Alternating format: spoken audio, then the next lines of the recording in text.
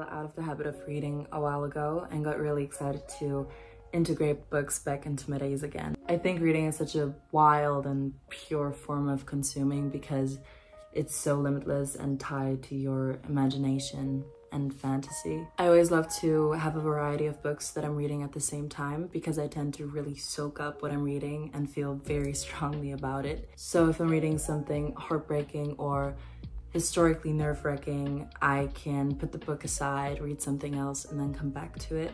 So here's my newest collection. First off, we got this one, which I got secondhand. This is Feuchtgebiete by Charlotte Roche. I think it came out as Wetlands in the UK as well, but this was a German bestseller. It's a rough and honest story about a young girl discovering her body, sexuality, and the way she's supposed to be and feel while developing womanhood.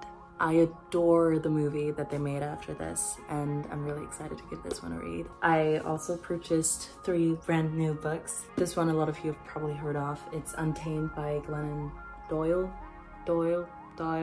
Untamed is a feminist memoir about female empowerment and self-love, addressing topics like coming out, motherhood, and recovering addiction. I've heard so many amazing things about this book. I also got Darling Days by Io Tillett-Wright. Darling Days is an autobiography by Io Tillett-Wright, who realized he was born female but didn't feel like a girl very early in his life. It's a book about growing up between drag queens and performance artists in a wonder world as a trans person in New York during the 80s. This cover is so amazing. And this absolute treasure, First Person Singular by Murakami.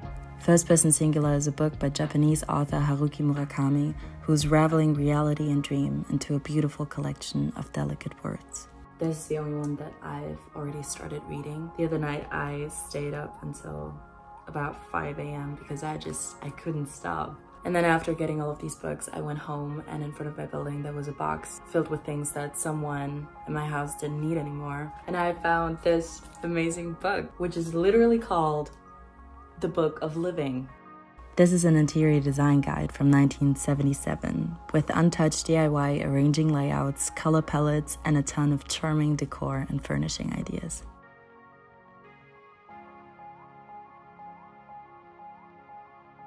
I'm really grateful for all of these finds, and I'll update you on what I think about the books and if I think you should give them a try as well.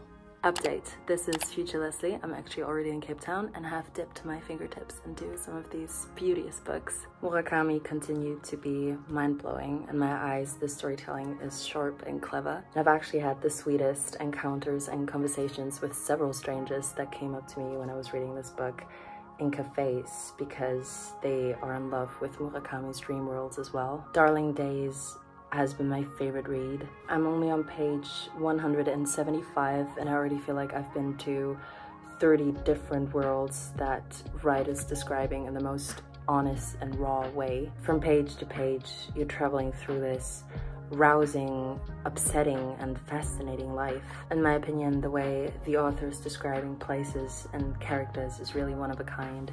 You don't only know what a person looks like, you can feel them and taste them and smell them. Luckily, I'm not done with this book yet, but so far this one has been not only well written but also touching and insightful.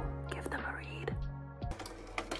I want to share this thought that one of my friends just told me about. I think she saw it in a video about therapeutic approaches. The idea is that if you have a problem that you really want to work on, but it's so tied up with the rest of your life that it feels impossible to shift, you can visualize that mess as a ball of tangled cables, and you can shift other cables instead. Just pull cables that are easier to untangle and keep making progress. And if you do that for long enough, you'll create space. And when you come back to the original problem, it'll be way easier to solve. I think that's a very calming thought, being able to just start with one thing and then taking it one day at a time.